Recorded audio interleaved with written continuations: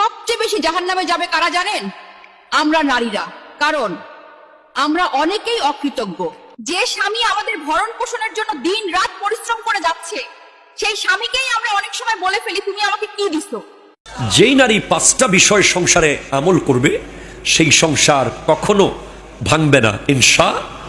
সব সময় স্বামীর ইনকামের উপরে শুকর করা। আপনার স্বামী রিক্সাওয়ালা হতে পারে, সিএনজিওয়ালা হতে পারে, দিনমজুর হতে পারে, মিস্ত্রি হতে পারে, কাঠমিস্ত্রি হতে পারে, যাই হোক, আপনার স্বামী যা কামায় সেটার উপরে আপনি আলহামদুলিল্লাহ বলবেন। 2, স্বামীকে অন্য কারো স্বামীর সাথে তুলনা না করা। কথা বলেন না? অনেক সময় বলে না, অমুকে বিদেশ থেকে এটা আনছে, অমুকে এটাও তার বিবিকে কিনে দিয়েছে। এই ধরনের কোনো কথা স্বামীকে বলা যাবে, বলতে হবে আপনি সেরা। 3, স্বামীর চাকরি চলে গেলে, ব্যবসা লস হয়ে গেলে, ইনকাম বন্ধ হয়ে গেলে তাকে আগের চেয়ে আরো বেশি মহব্বত করা।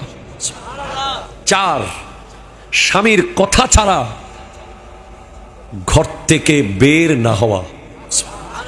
5, স্বামীর জন্য নামাজ পড়ে সব সময় দোয়া করা।